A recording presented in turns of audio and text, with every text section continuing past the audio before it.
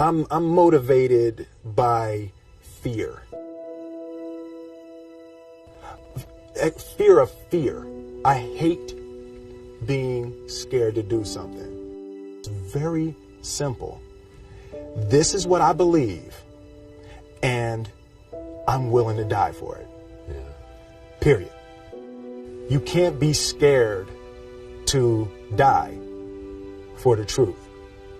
The truth is the only thing that's ever going to be constant. And you can't fear what might happen to you if you were to tell the truth. Because what happens to you if you don't tell the truth is worse than telling the truth will ever be. The first step before anybody else in the world believes it is you have to believe it. There's no reason to have a plan B because it distracts from plan A. And I think psychologically, the advantage that gives me over a lot of people that I have been in competition with in different situations is it's difficult to take the first step when you look how big the task is. The task is never huge to me. It's always one brick. I believe, and I learned very young, that you don't try to build a wall. You don't set out to build a wall. You don't say, I'm going to build the biggest, baddest, greatest wall that's ever been built. You don't start there. You say, I'm going to lay this brick as perfectly as a brick can be laid. There will not be one brick on the face of the earth that's going to be laid better than this brick that I'm going to lay in this next 10 minutes. Yeah. And you do that every single day. And soon you have a wall. And soon you have a wall. I've never really viewed myself as particularly talented. Where I excel is ridiculous, sickening work ethic. You know, while the other guy's sleeping, I'm working. While the other guy's eating, I'm working. The separation of talent and skill is one of the greatest misunderstood concepts for people who are trying to excel, who have dreams that want to do things. Talent you have naturally. Skill is only developed by hours and hours and hours of beating on your craft.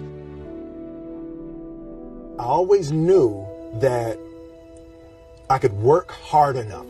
There wasn't an issue with discipline, or there wasn't an issue with the ability to sacrifice or the willingness to sacrifice.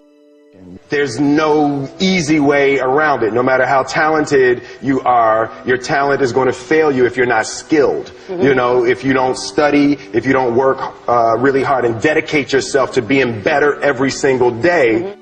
Mm-hmm. This one year, my father had his shop, and he decided for whatever reason that he wanted a new wall on the front of his shop. So he tore down probably about 16 feet high and probably about 30 feet long. He just completely tore the wall down, and my brother and I had to dig a 6-foot hole. We for the foundation. For the foundation. Right. We would mix in the concrete by hand. A year and a half. We were building this wall for a year and a half. Every day after school, we would come and mixing concrete, putting it in the hole, doing it. And it was just myself and my little brother. And I remember standing back, looking at that wall, saying, there's going to be a hole here forever. A year and a half later, we laid the final brick. And my father stood back with my brother and I know he planned this. He says he didn't, but I know he had been planning this and writing this for his for the past 2 years. But we stood back, we looked at the wall, and he looked at me and my brother and said, "Don't y'all never tell me that you can't do something," and walked into the shop. As a child, my parents always told me you could be whatever you want to be. You could do whatever you want to do. And you know, that office, that position, the highest office on the face of the earth, it was something I heard my parents saying it, but I didn't totally believe it. Yet I went out in the world and I carried myself and I held my head high and I stood there and I looked people in their eyes and I talked to people as if I was deserving of everything that this planet has to offer. I really want to say to children out there and to people who are watching, Confucius said one time, he who says he can and he who says he can't are both usually right.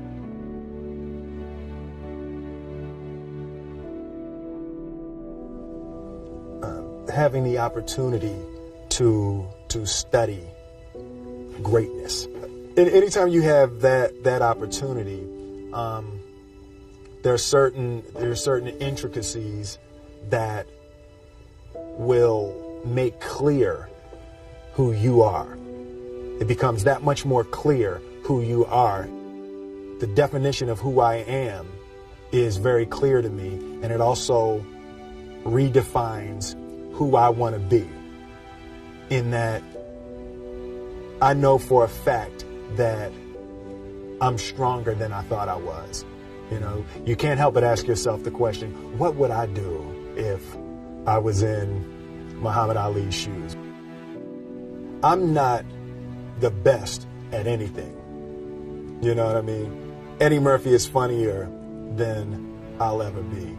Denzel is more powerful than I'll ever be. I think that my strength is I can do everything well. You know, I can do a little bit of everything, and that's what I concentrate on to be my strength. I'll never be able to compete with Denzel.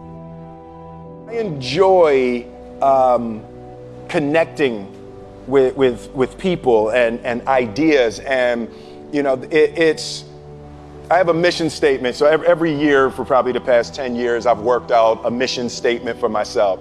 And for the last few years, the mission statement has stayed the same, and it's been improve lives, right? So when I go into something, I'm looking for how the quality of this piece could potentially improve lives. But it's all along the way. It's when you make the movie and how you're interacting with people in the process. And the concept of improving lives runs through the center of everything I do. And then I realized that the way to improve lives is to continually improve yourself, right? So with that, every morning when I get out of the bed, I haven't fixed everything in the world yet, so there's always something to do. I want my life, I want my work, my family, I want it to mean something. If you are not making someone else's life better, then you're wasting your time. You know, like your life will become better by making other lives better. A few months ago, I said that I believe that if I chose to, I could be the president of the United States. And I think as I've had a chance to intellectualize why I said that. Yeah. And I think that there's a certain delusional quality that all successful people have to have. You have to believe that something different than what has happened for the last 50 million years of history. You have to believe that something different can happen. The one thing that I truly tried to communicate in the interpretation of Ali is the complex simplicity of greatness. Yeah. And how greatness is not this wonderful, esoteric, elusive, God-like feature that only the special among us will ever taste. You know, it's something that truly exists in all of us. Loss is bound to joy. Like pain and suffering are bound to joy. The being able to survive something is actually a big part of being able to find that next wave of joy. You appreciate smaller things. I hated being scared, that I didn't want to even take the meeting. I just hated that being scared to do something. And I think what developed in my early days was the attitude that I started attacking things that I was scared of.